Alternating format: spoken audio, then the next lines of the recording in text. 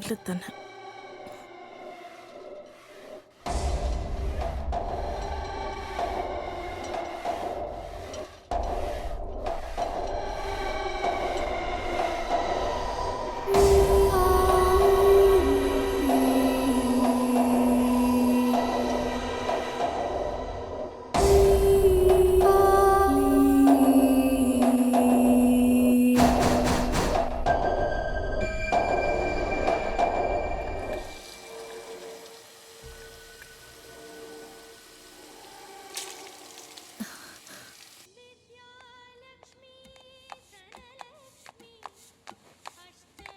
Hi അമ്മേ. ഞായറാഴ്ച എങ്ങോട്ടാടി പോകുന്നേ? ഷൂ ഉണ്ടമ്മേ, പ്രാക്ടീസിന് പോവാ. ശരി, എന്റെ ബാഗ് എവിടെ?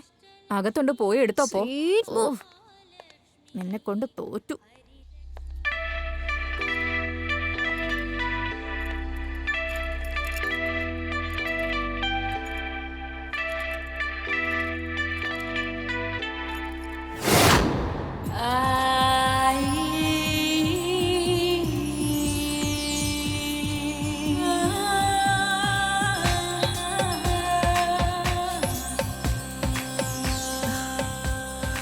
എന്താടി മതിയാക്കിയോ? ടയർഡായി പോയിടി. ഇത്ര പെട്ടെന്നോ?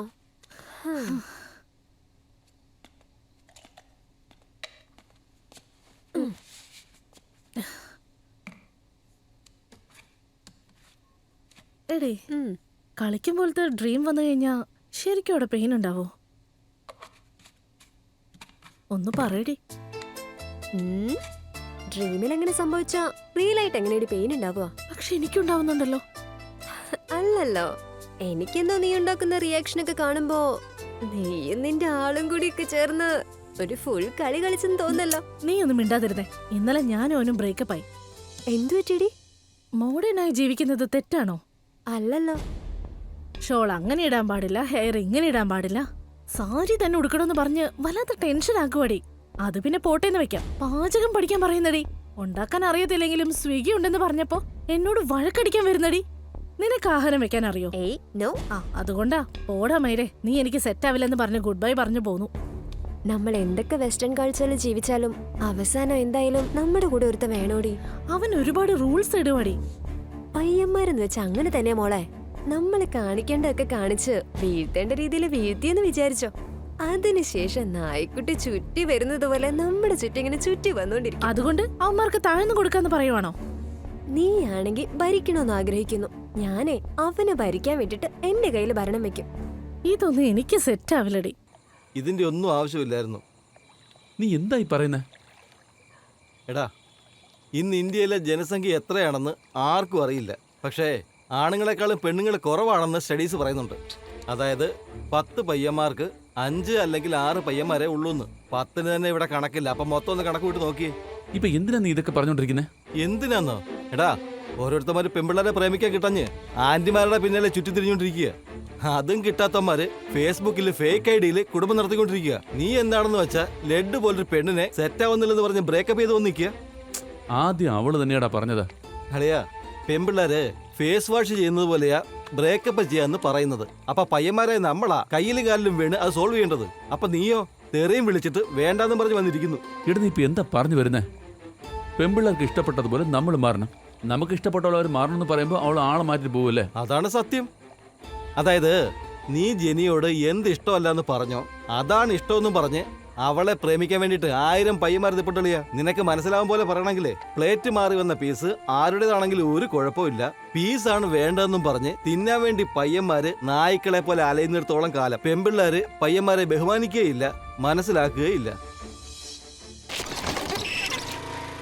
ഇംഗ്ലീഷ് മെഡിസിൻ ഒന്നും ശരിയാവില്ലെന്നും പറഞ്ഞ് ഞങ്ങൾ ആയുർവേദത്തിലേക്ക് പോയി.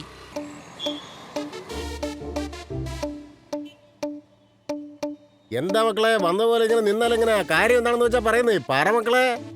ചേട്ടാ ഇവന്റെ ഫ്രണ്ടാണ് ചേട്ടാ. ആ ഇവനാണ് ചേട്ടാ പ്രശ്നം. ഓ അനിയനെ കണ്ടിട്ട് ആള് മിടുക്കനാണല്ലോ. അപ്പൊ അനിയന് ഷാർപ്പായിരിക്കുമല്ലോ. അതെ ചേട്ടാ, ഷാർപ്പായിരുന്നതാണ് ഇപ്പൊ പ്രശ്നം. സാധാരണയായിട്ട് നായുടെ വാല് നിവർത്താൻ പറ്റില്ല എന്ന് പറയാറുണ്ട്.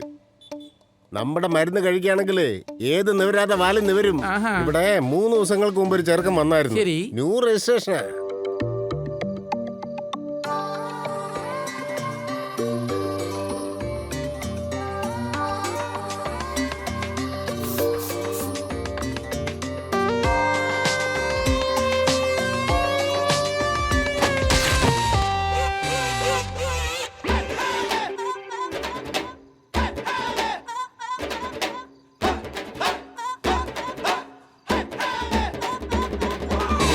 നമ്മുടെ ഇവിടെ നിന്നുള്ള മരുന്ന് ഞാൻ കൊടുത്ത് ഇപ്പോ 100 മൈൽ സ്പീഡിലാണ് വണ്ടി ഓടുന്നത്. എങ്ങനെയുണ്ട് നമ്മുടെ മരുന്നിന്റെ ഗുണം? ഓ. ഇനി പറ, എന്താണ് നിങ്ങളുടെ പ്രശ്നം? ചേട്ടൻ പറയുന്നതൊക്കെ കുട്ടൻ ഉള്ളവന്മാർക്ക് വരുന്ന പ്രശ്നോ. പക്ഷേങ്കിലേ ഇവന് കുട്ടനെ ഇല്ലാത്തതാണ് ഇപ്പൊ പ്രശ്നം. എന്താ കൊച്ചനെ പറയുന്നത്? ചേട്ടാ വിഴുന്നുപോയ എത്രയോ വില്ലുകള് നിങ്ങൾ പൊക്കിയിട്ടുണ്ട്. നിങ്ങൾ ഞങ്ങളെ സഹായിച്ചേ മതിയാവൂ. ഉള്ള കുട്ടന് പ്രശ്നമാണെങ്കിൽ എന്റെ കയ്യിൽ മരുന്നുണ്ട്. കാണാതെ പോയ കുട്ടനെ കണ്ടുപിടിക്കാനായിട്ട് ഞാൻ എന്താ വല്ല സാമിയ മന്ത്രവാദിയെ മറ്റാണ്?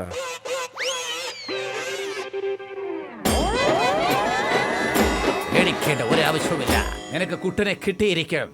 നിനക്ക് കളഞ്ഞുപോയ നിന്റെ കുട്ടനെ തന്നെ വേണമോ, അല്ലെങ്കിൽ അതേപോലെ വേറെന്തെങ്കിലും മോഡലിൽ നീഗ്രോ അമേരിക്കൻ അങ്ങനെ എന്തെങ്കിലും? അല്ല സ്വാമി, എനിക്ക് എന്റെ കുട്ടനെ തന്നെ മതി.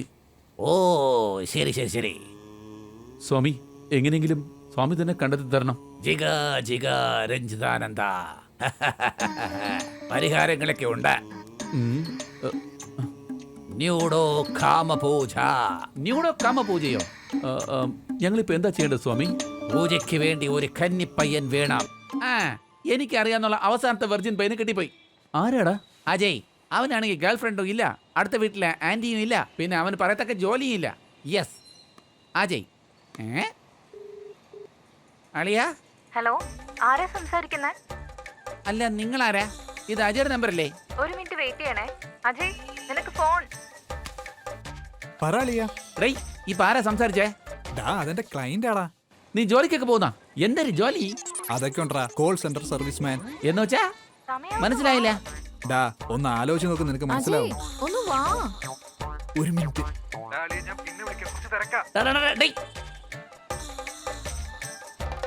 Call centre service man. എന്റെ അമ്മച്ചി, ആൺവേശിയായിട്ട് ജോലിക്ക് പോകുന്നതിനെ IT കമ്പനി ജോലി ചെയ്യുന്ന പോലെയാണല്ലോ ഈ തണ്ടി പറയുന്നേ. നീ എന്തായി പറയുന്നത്? മനസ്സിലായില്ല. നിനക്കൊന്നും മനസ്സിലാവില്ല, because you are A good boy. അളിയ, വിഷ്ണു കോൾ ചെയ്യുന്നടാ. ഇനി എന്തായാലും നിന്റെ കുട്ടനെ നിനക്ക് കിട്ടുമെന്ന് എനിക്ക് തോന്നുന്നില്ല. അതെന്താടാ? പിന്നല്ലേ, നമ്മുടെ കൂടെ ഉള്ളവന്മാരൊക്കെ നമ്മളെ പോലെയല്ലേ ഇരിക്കും. ഇവനാണോ ആ പൂജയ്ക്ക് വന്ന പൂവ്? Girls, start the Leela.